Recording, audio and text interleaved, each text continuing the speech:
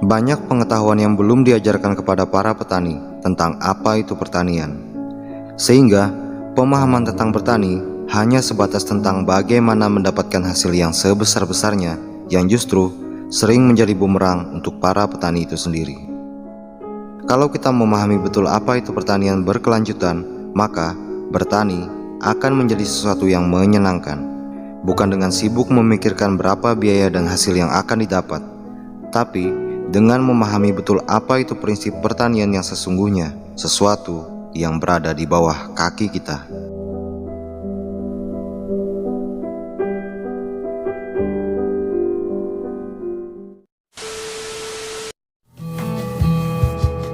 I am a conservation agronomist. I have been in every state, all the way from Alaska to Puerto Rico to Hawaii. I've also been asked to go speak in Europe, Australia. Just haven't had the time.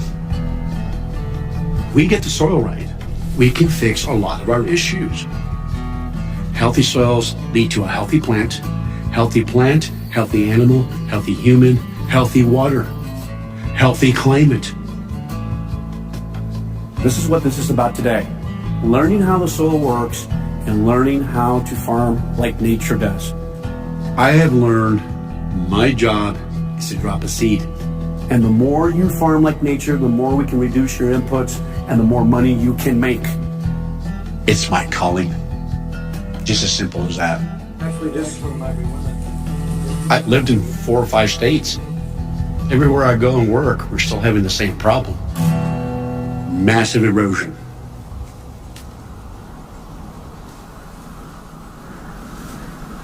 Erosion is when soil becomes dirt.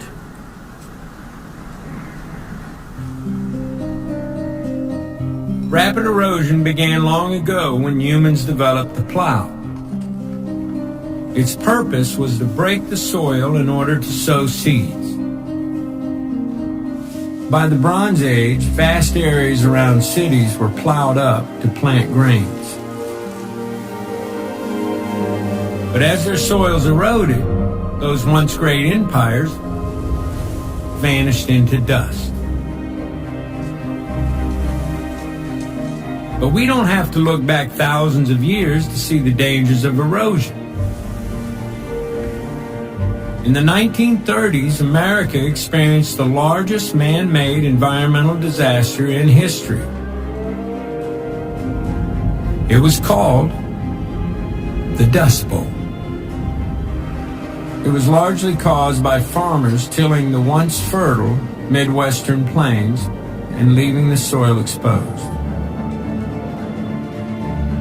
By the end of 1934, roughly 200 million acres of cropland were permanently damaged. On a whistle-stop train tour, President Franklin D. Roosevelt saw the destruction of America's soil firsthand. In response, he created the Soil Conservation Service to save the nation's soil. What I have seen confirms me in the belief that I've had for a long time that we're going to win on this problem. It relates to working out a plan of cooperation with nature instead of going along with what we've been doing in the past, trying to buck nature.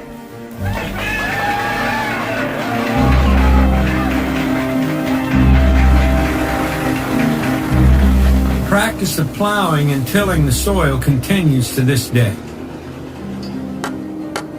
But so does Franklin D. Roosevelt's Soil Conservation Service.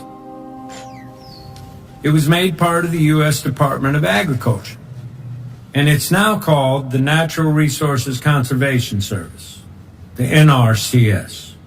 We want the water to lead through a living plant. Today, NRCS field agents, like Ray, try to teach farmers to reduce tilling. Microbes live in there, and that's called the porosphere. And reduce the spraying of industrial chemicals that damage the soil.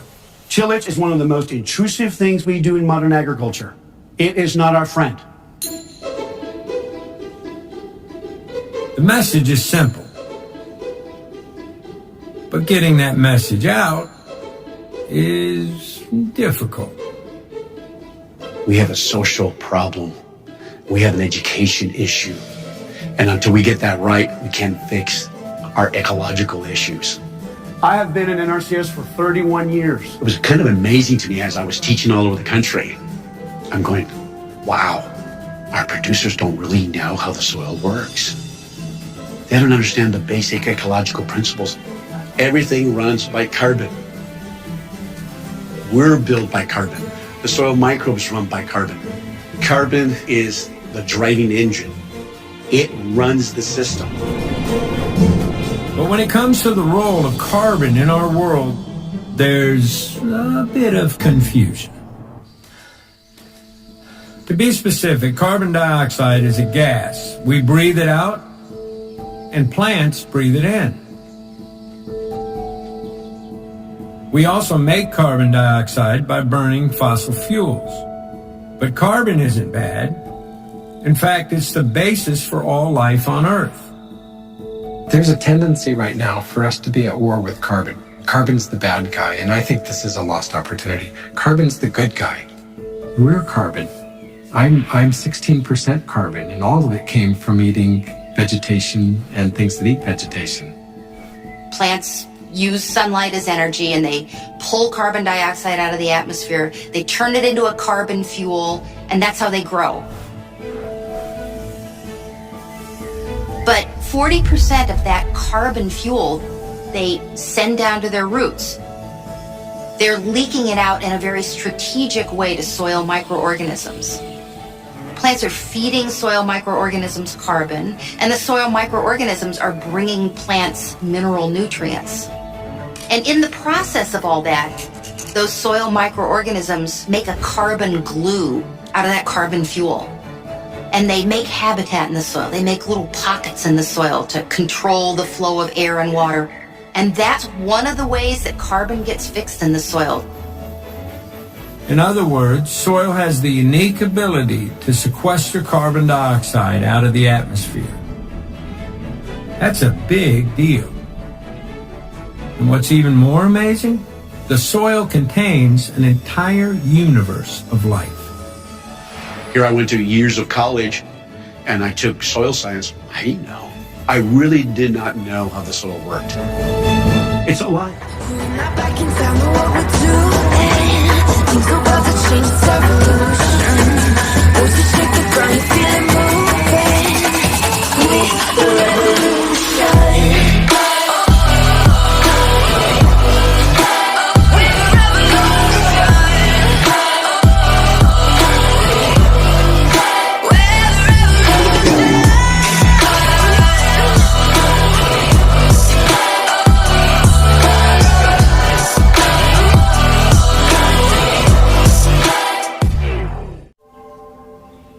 Our health and the health of our planet are connected.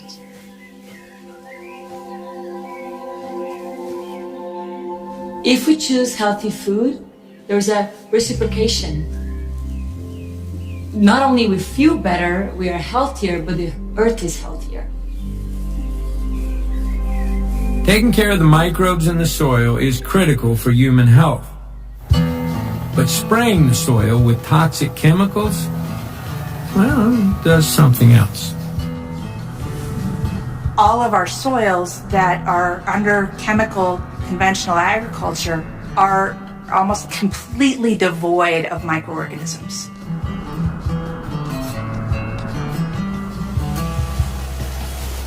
Spraying the soil with toxic chemicals kills the very microbes we need to give us health and pull the carbon from the atmosphere. The more tilling that's done, the weaker the soil gets, and the more farmers feel compelled to use chemical sprays. This is the vicious cycle of industrial agriculture. And that cycle was developed as a result of war.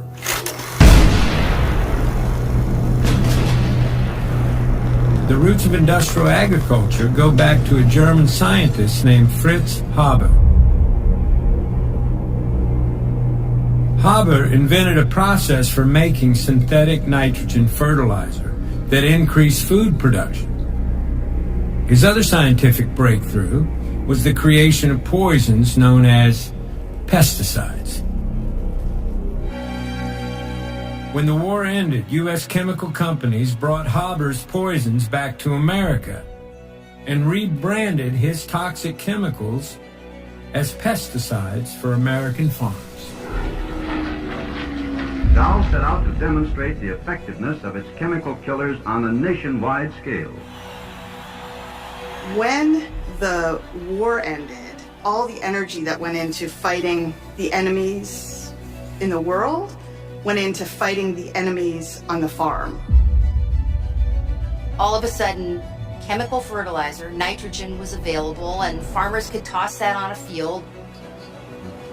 Even if they hadn't taken care of their soil, they could get a good crop for a while. Together, these wartime innovations created the most powerful industrial food production system the world had ever seen.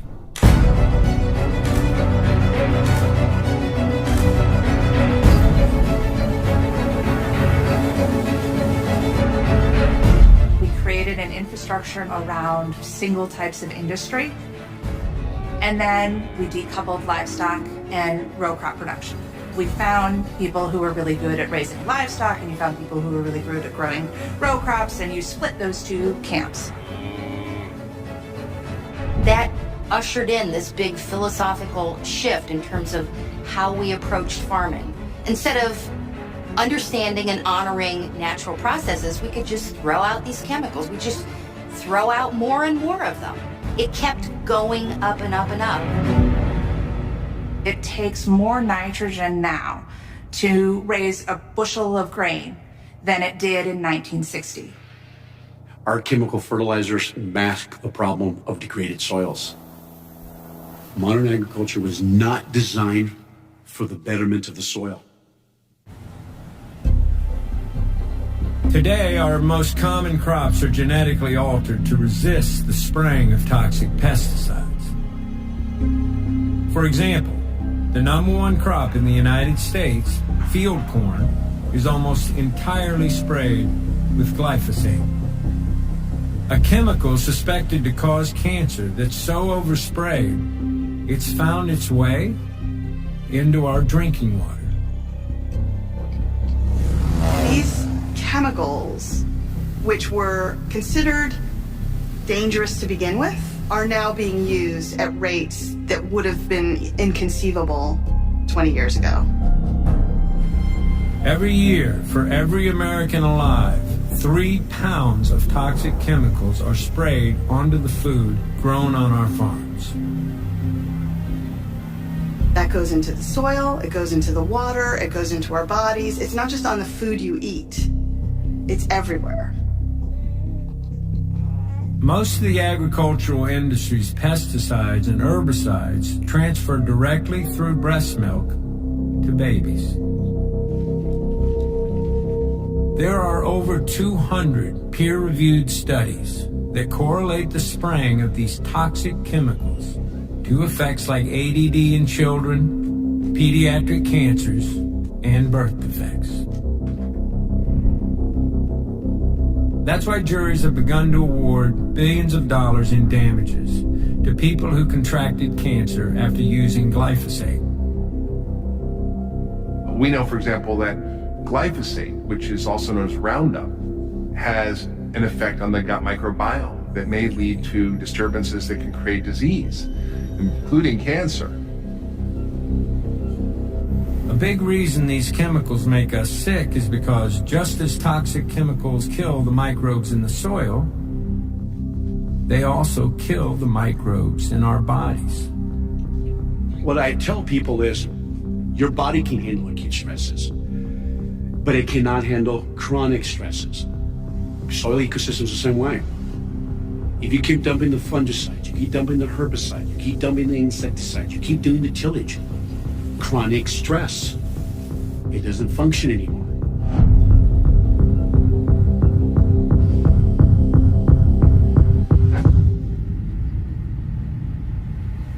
Since chemical agriculture ramped up worldwide in the 1970s, we have lost 1/3 of the Earth's topsoil. But industrial agriculture isn't just harming our soils, it's also affecting something much larger.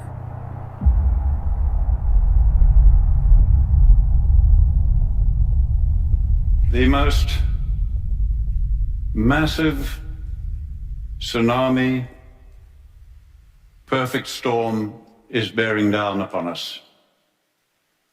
But fossil fuels, carbon, coal and gas, are by no means the only thing that is causing climate change. Now, because the fate of water and carbon are tied to soil organic matter, when we damage soils, you give off carbon. Carbon goes back to the atmosphere.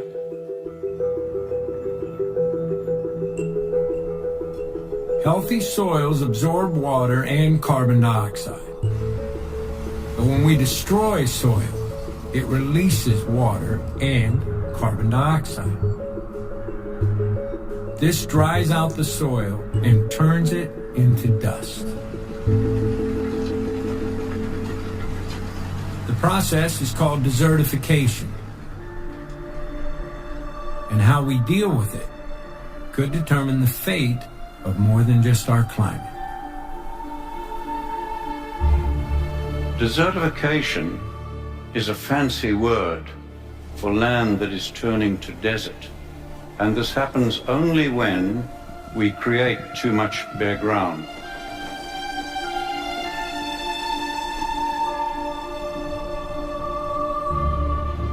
Soil and the plant and the climate are connected.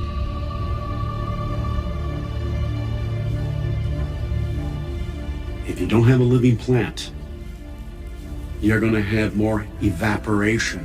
What we want is transpiration. When the moisture leaves through the plant, when it does that, it increases humidity, and when it increases the humidity, we have more rain. 60% of our rainfall comes from the ocean. But a lot of people don't realize 40% comes from small water cycles where our rain comes from inland. What's going on is we disrupted the small water cycles. That's when you have too much sensible heat coming off bare soil. You're having these huge vortexes of hot air going out.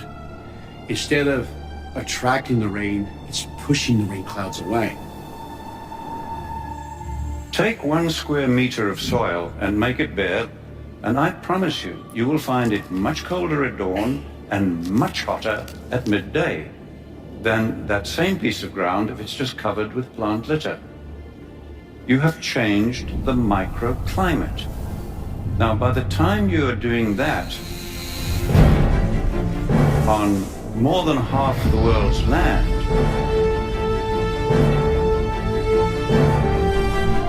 you are changing macroclimate.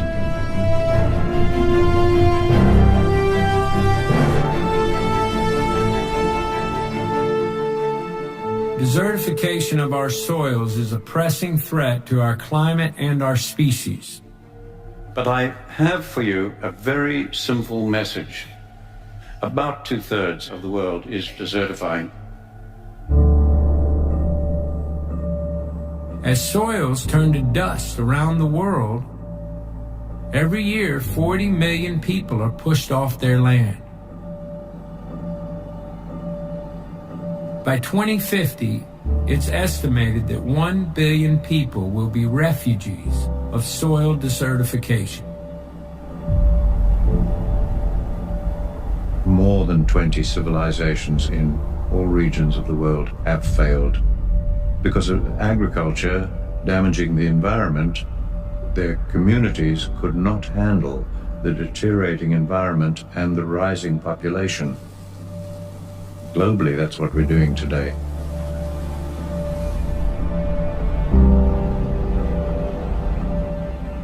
Poor land leads to poor people. Poor people leads to social breakdown. poor land leads to increasing frequency of floods and droughts, mass emigration across borders and into cities, and it's leading to ideal recruitment conditions. What we know right now is the way we're feeding ourselves is undermining the very ecology that we're dependent upon. So the long-term prognosis for our survival on this planet, given business as usual, is very, very poor.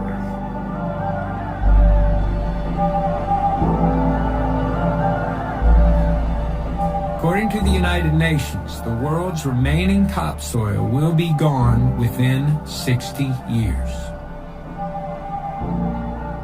In other words, unless we find a way to save our soils, we have 60 harvests left.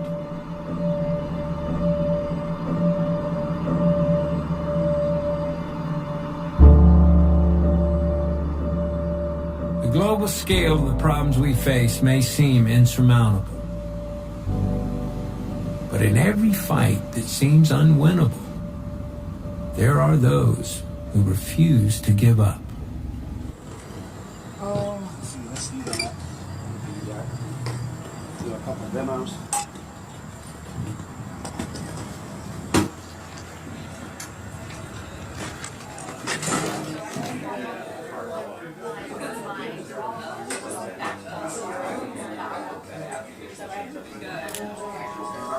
We're very fortunate to have Ray Archuleta with us today. Ray, as you can tell, is someone that has quite a bit of notoriety. He's got his own reality show. Now with that, I'm going to turn the floor over to Ray. Ray, we appreciate you being here. Thank you very much. Ray. This is a supercomputer model by NASA. We're concerned of the red and purples being CO2. I want you to notice the dates. That is February, March. Now, what are we doing March, April? What do we do in modern agriculture in April? We are tilling.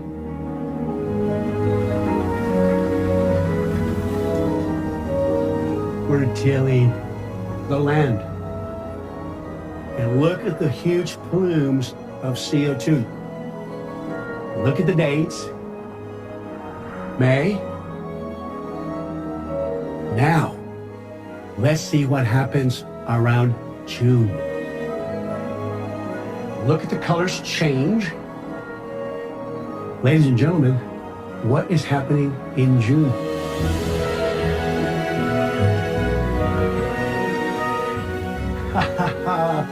Do you see how powerful the living plants are?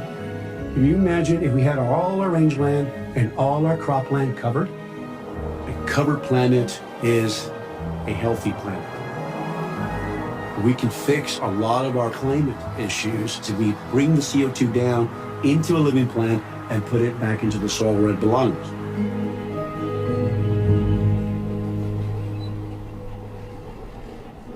Agriculture is the biggest way that humans impact our landscape. We have unleashed through agriculture over the centuries, over the millennia, carbon from the land, and it's now up in the atmosphere. It's now part of that legacy load of carbon dioxide.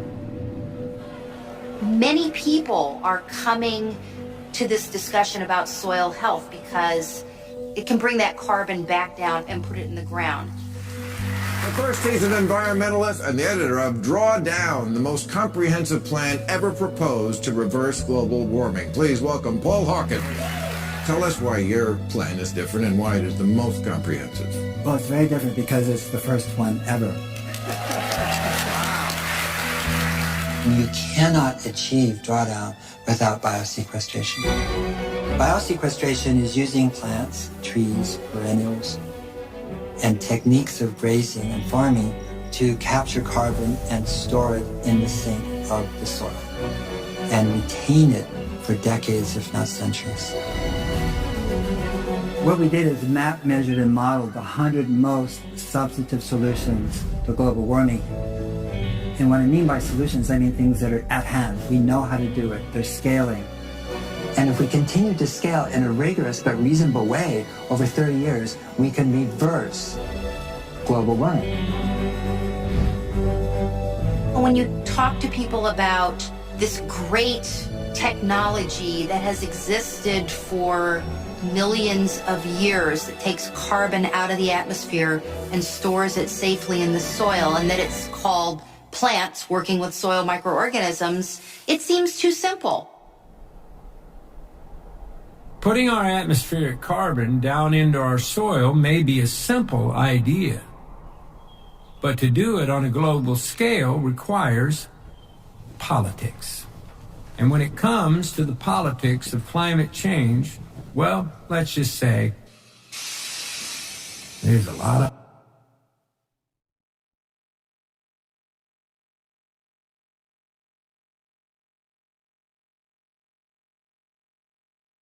the United Nations held a climate summit in Paris. It was called COP21. 40,000 delegates from 196 countries from all over the world met to reach an agreement on how to address climate change. There were presentations and meetings and speeches and speeches and speeches. My name is Bunky. Please touch my screen. And there was one proposal that offered real hope, and it was presented by this guy.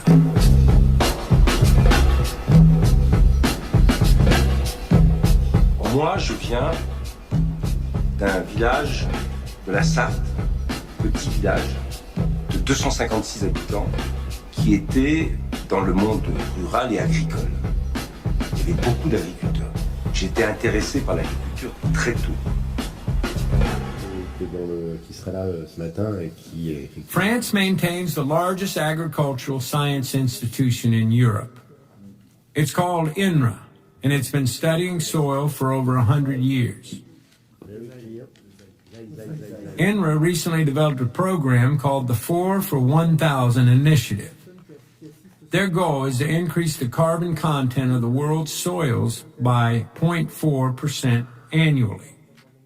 That would sequester the same amount of carbon that humanity emits each year. Ok, bon, c'est clair. The soil environment can hold more carbon than the atmosphere and plants living on the surface of the soil combined. We have an incredible ability to be able to store that carbon in the soil in a relatively short period of time. Le premier outil de l'agriculture, c'est le sol. C'est pas le tracteur, c'est pas la moissonneuse batteuse, c'est pas le satellite, c'est le sol. C'est tout l'enjeu de l'après COP21 à Paris. C'est que on fait prendre conscience du rôle des sols, on fait prendre conscience qu'on peut stocker du carbone, et après, il faut qu'on fasse agir pour réaliser les objectifs.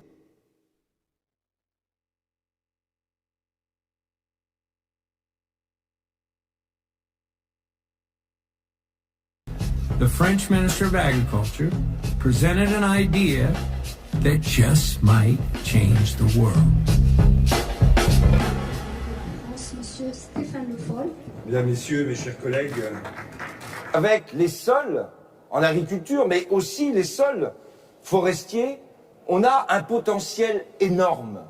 La capacité qu'on a à apporter une réponse à la lutte contre le réchauffement climatique, qui pourrait être d'ailleurs l'équivalent de ce que nous émettons en carbone par an. C'est colossal. 4 pour 1000. C'est la capacité que tous ensemble, on a de pouvoir réussir. Merci. At the 4 for 1,000 event, many countries signed Stefan Le Fol's pledge to draw carbon down into their soils. 30 countries from around the world signing on to what I believe is going to be one of the most significant changes in agriculture, because to achieve this 4 for 1,000, we have to change the way we do agriculture. And doing agriculture in a way that sequesters carbon requires a radical reduction in toxic pesticides, GMOs, and synthetic chemicals. But the 3 largest contributors to carbon dioxide and the 3 largest agricultural producers were missing from the agreement. India, the United States, and China did not show. Does it frustrate you that America did not sign on to the agreement? Si, c'est frustrant. C'est que pour la première fois, un pays, alors plus petit que les États-Unis, la France, mais un grand pays agricole, engage un processus global, politique, qui associe les objectifs de lutte contre le réchauffement climatique à des changements de modèle agricole. Et là, au niveau des États-Unis, on n'y est pas. And after all that, the United States announced that it had pulled entirely out of the Paris Agreement. If we are going to succeed in balancing our climate, we do need to switch to renewable energies. But none of that will alter the tremendous amount of carbon we've already put into the atmosphere. Since 1750, when the Industrial Revolution began, we've pumped about 1,000 billion tons, also known as gigatons, of carbon dioxide into the atmosphere. It's called our legacy load of carbon. And even if we stopped all greenhouse gas emissions today, that legacy load of carbon will still be there. That legacy load of carbon dioxide is still going to be warming the atmosphere for decades, if not centuries. So if all we talk about is reducing emissions, it's not enough. If electric cars and solar panels aren't enough, then what is the solution? The only goal that makes sense for humanity is drawdown, a year-to-year reduction in carbon in the upper atmosphere. Anything else is climate chaos. If we want to achieve drawdown, we have to go thank the earth and start to farm and grow our plants and trees in an entirely different way. Once you achieve drawdown, within 20 years, you have cooling. You have the beginning of cooling. So now we have a horizon that if you're 20, 30 years old, you can say, in my lifetime, we can achieve this. In other words, the very practices that heal our soils will also heal our climate. To stabilize the Earth's climate, we can use the most powerful carbon capture technologies. The photosynthesis of plants and the microorganisms in the soil. And the one type of farming that does this the best and draws down the most carbon is based on the concept of regeneration, which simply means to repair the damage we've done and make things better.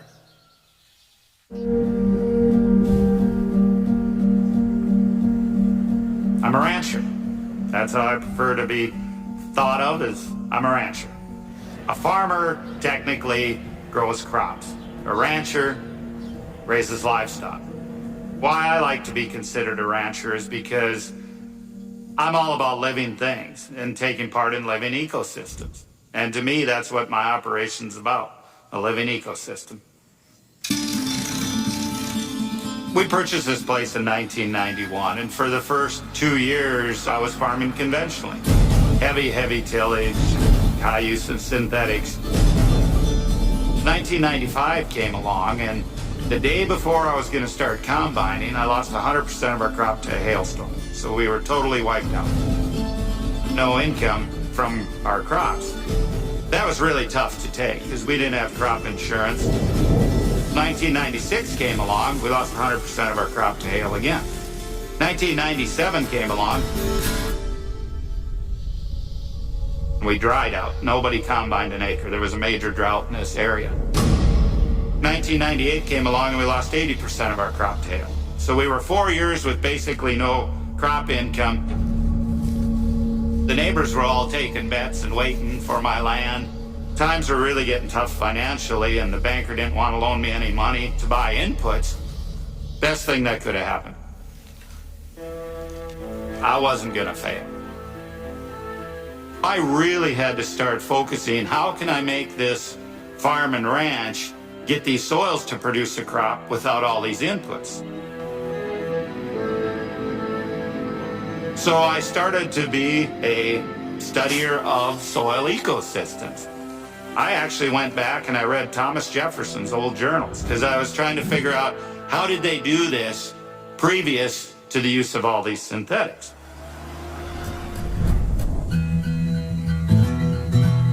We have been promoting no-till for many, many years. No-tillage means you don't till the soil at all. You just plant directly into it. This is a no-till drill. No-till drills are available everywhere in the world. This will help you grow topsoil. Any type of tillage equipment will destroy topsoil. This is your firming wheel. This holds this residue so the disc here can cut it, just making a small slit. The seed travels down at a specific rate per acre. This comes around, moves a small amount of soil right over that seed. We're keeping all this armor on the soil surface in order to protect the soil from wind erosion, water erosion, so we can grow crops on much less moisture with this type of a system. Rain falls on this, it's going to go right into the soil.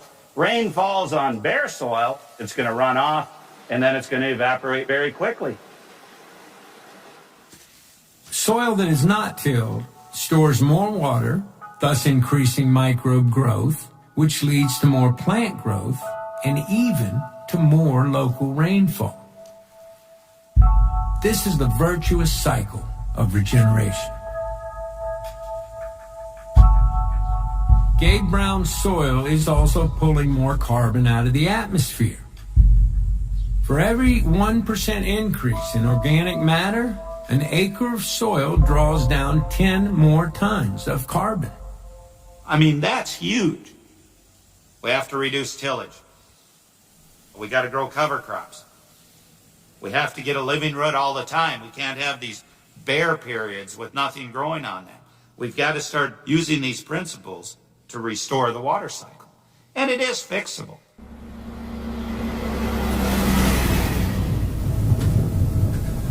So I'm taking it to a field here that is a multi-species cover crop.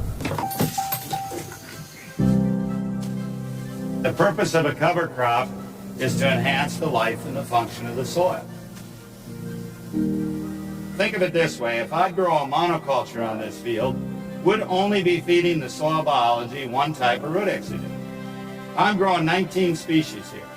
We're accelerating biological time. We're feeding the soil biology what it would take a conventional farmer 19 years to do.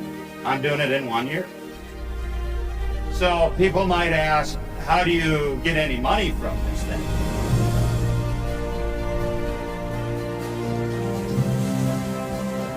Our livestock will graze this during the winter, speeding up the process of regenerating those soils.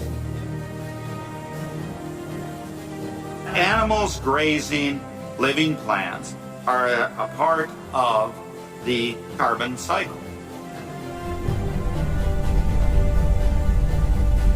Here in the northern plains, our soils were formed by large herds of bison and elk being moved by predators, grazing a landscape, trampling that carbon, the plants onto the soil surface, not coming back for maybe a year, allowing full recovery. It wasn't that long ago that over 60 million buffalo roamed the continent.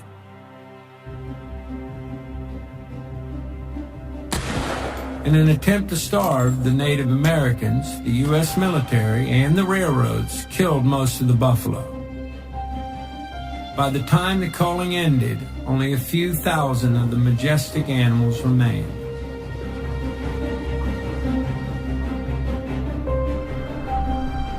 Where buffalo once roamed, industrial agriculture now grows. Hundreds of millions of acres of crops, just to feed animals. And those animals are concentrated into feedlots. In turn, feedlots produce a tremendous amount of greenhouse gases. A feedlot situation has a positive amount of greenhouse gases being emitted. In a grazing situation, the data shows that we actually get greenhouse gases sequestered. So in one situation, you get emissions, and the other situation, you get sequestration. The problem isn't the animal. The problem is where the animals are at. Cows can be good.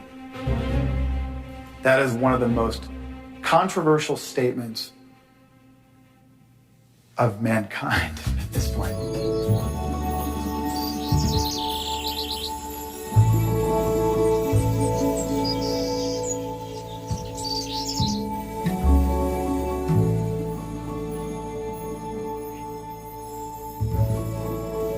It's long pants today, right? You guys are gonna ride horses?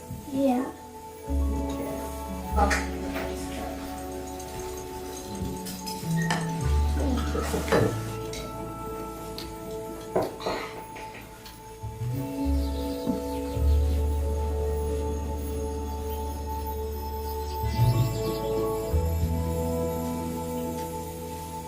I was raised in a rural area in Washington, adopted by a Lakota elder.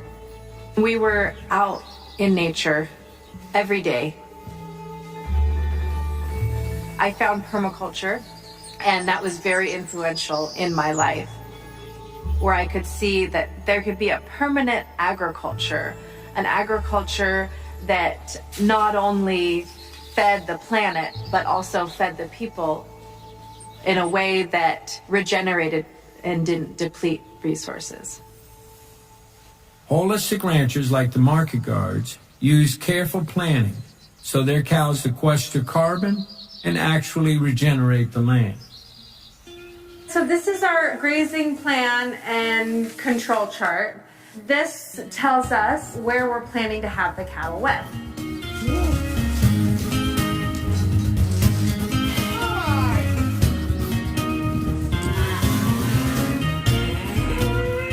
Let's see, it's July 22nd. So they were in G1 and they are going to move here.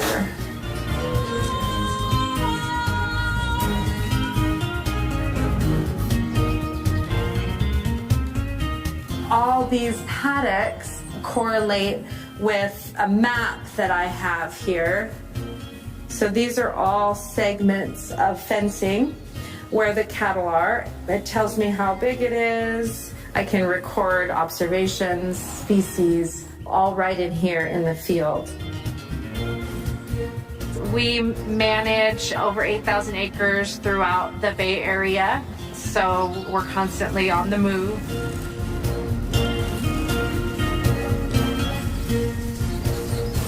I never get bored. I never get bored. They call cows mobile microbe tanks, because cows employ microbes in their rumen to break down the fibers in food. So when cows poop, that is just like a steaming mound of microbes dumped onto the land, and it's a powerful stuff for the land. So it's been about 3 months since the cattle have been in this pasture. Did you hear that little pop when I popped it out? That was all these root hairs popping off. There's just thousands and thousands of feet of these root hairs that are interconnected with all of these other bunch grasses and all of these other species through their root hairs and also through the mycorrhiza fungi. The cattle will come along and they'll eat the topsoil. What happens when the grasses get bitten off is these roots slough off. And what is that root made out of? Carbon. We're taking carbon from the atmosphere via photosynthesis into the plant, and then it's going through the plant into the root system, that carbon, and it sloughs off and turns into humus, where it belongs.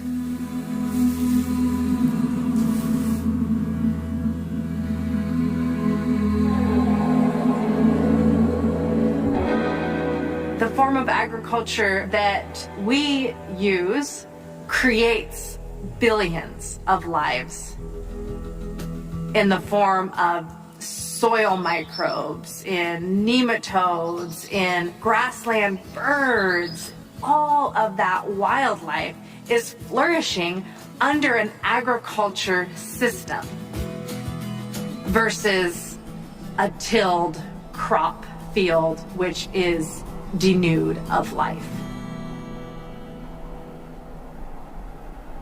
And the vast majority of those tilled fields grow one thing: animal feed. Corn, soy, and hay. These crops and the feedlots that rely on them exist only because they are subsidized by our tax dollars. I was speaking to a group of corn and soybean producers from Missouri this past winter, and the one guy stood up and said, "Why would I want to plant anything else than corn and beans when I'm guaranteed a profit before I even go on the field?" The United States Department of Agriculture uses something called the Commodity Credit Corporation to give farmers price guarantees for growing specific crops. In the current system, taxpayers subsidize farmers to grow the crops that feed the animals that live in feedlots which emit greenhouse gases. The result? Our land is turning to dust and our farmers are going bust. And then I come back and ask them, now, how much money would you be making if the government wasn't subsidizing your operation? And they know the answer. They're not going to be making money. I dropped off all those programs. I tell producers I don't want to be on welfare anymore. Even with genetically altered seeds, chemical sprays, and government subsidies, most farmers struggle to make a few dollars per acre. But on its 5,000 acres, Brown's Ranch generates over $100 profit per acre per year. If you build a healthy farm ecosystem, you're going to be resilient. You're going to take the risk out of it. Yes, I grow corn. I don't grow soybeans, but I grow peas. That's good. But I also grow wheat and barley and oats and vetch and triticale and alfalfa, grass-finished beef, lamb, pork, honey, vegetables, all these other products. I could care less what the price of corn or beans are because they're such a small fraction of my operation. I built resiliency into the ecosystem. Most of the land that's managed by farmers is owned by somebody other than the farmer. We believe landowners, as they come to understand the long-term benefits of managing for soil health, will encourage their farmers to prioritize this. Once a farmer starts to manage for soil health and see those economic benefits, they won't turn back. By switching to regenerative agriculture, American farmers could increase their profits by over $100 billion annually and virtually eliminate their subsidies. You know, we have a motto on our operation. We want to sign the back of the check and not the front. It's a pretty good motto. It leaves a lot more in your pocket. The federal farm program we have today is the most detrimental thing there is to regenerative agriculture. In order for our governments to support the shift to regeneration, the people may have to lead the way. And the odds are there are some things that you can do to save our soils. Today. This is everybody's life, every hour of the day almost. Food waste. Yeah, food waste is ubiquitous. Everybody does it. Well, not everybody does it.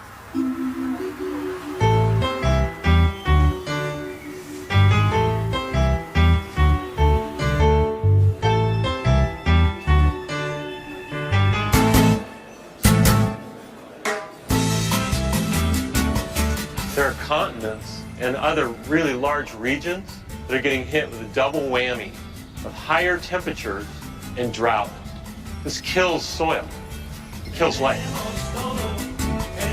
One of the solutions to that challenge is to collect the food scraps from cities like San Francisco, turn them into compost, and get it onto local farms, and that helps them retain water because compost is a natural sponge.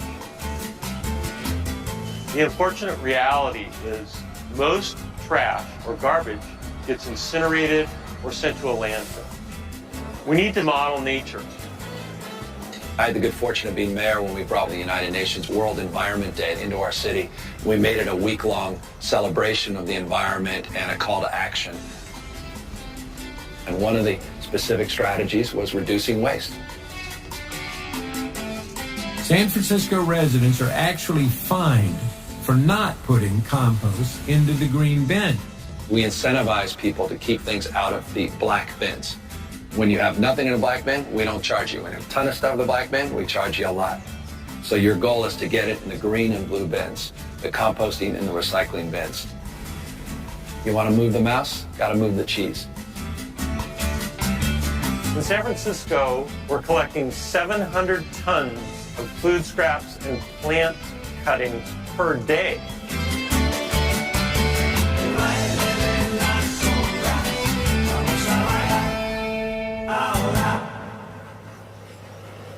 It's 5 in the morning and we're making compost. This is the most important kind of garbage that there is because this is where the nutrients are and this is where the carbon is. Compost arrives, the food scraps from the restaurants and people's homes, and we put them in the sorting system. 60 days ago, this was eggshells and chicken bones and vegetable peelings, and now it's a beautiful finished compost. And I'm digging in and it's quite warm here. It's still composting very actively. We collect our food scraps, we put them in the green bin, it goes off to Recology's compost facility, we turn it into compost and it gets on a farm. That's a simple solution. San Francisco became the most sustainable big city in the United States of America in just a few short years, and we grew our economy. And if San Francisco can prove an ideal, then that success can be replicated in other cities, in other states, and other nations around the rest of the world.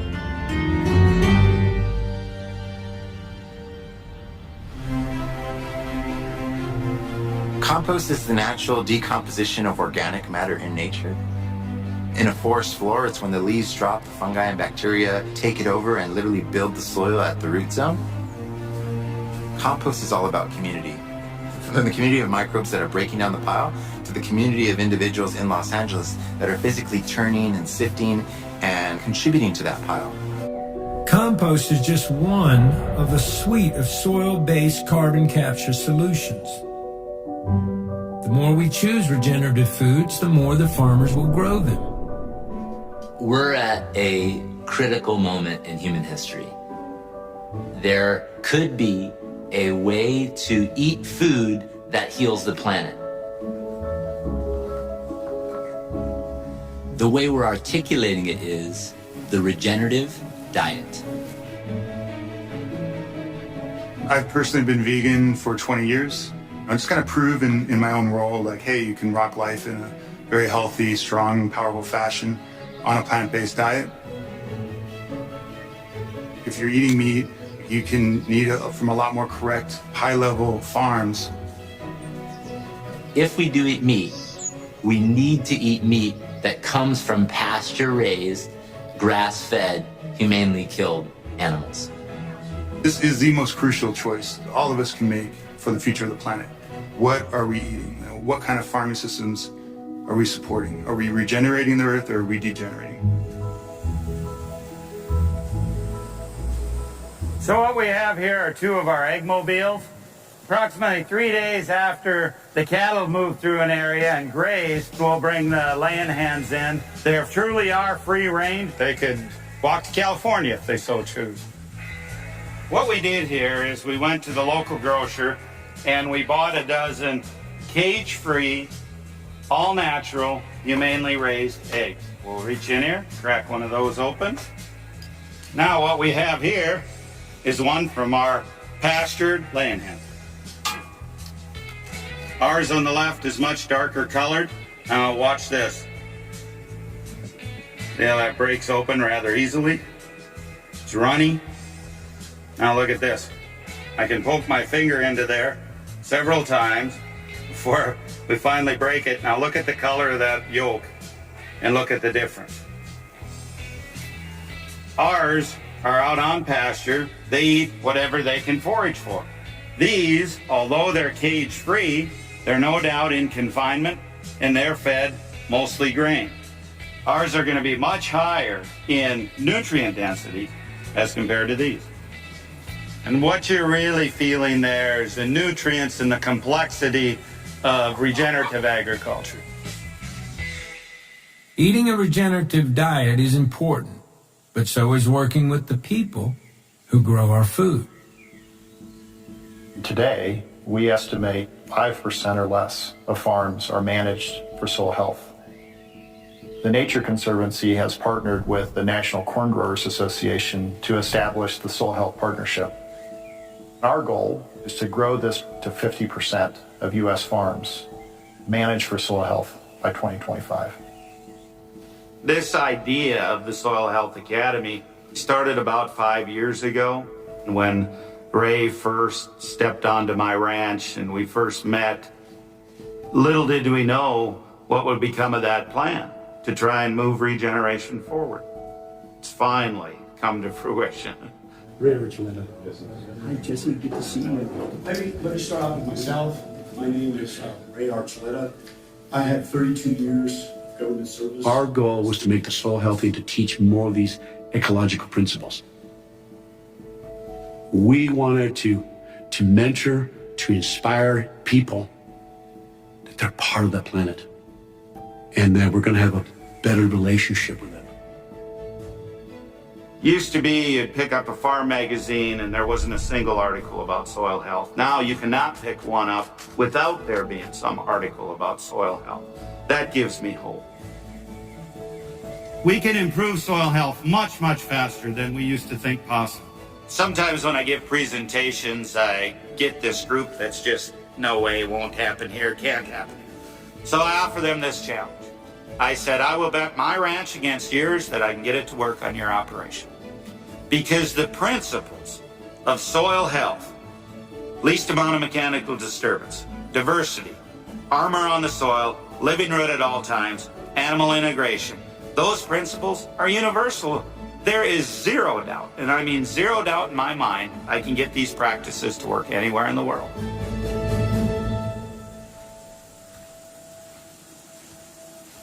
If you look over here, we have my neighbor's land that has been chemical fallowed. It has had nothing growing on it for over a year, except for the few Roundup resistant weeds that are on here. It's an ecological desert. Then you look over at our paddocks. You have a diversity of different plant species. You have insects, you have wildlife, plus the livestock grazing on it. We're capturing sunlight from early in the spring till late in the fall, converting that sunlight into liquid carbon to drive and fuel the system. There you have soil. Over on this side you have dirt. Where do you want your food to come from? Which model do you want your food to be produced from? The answer is pretty simple to me.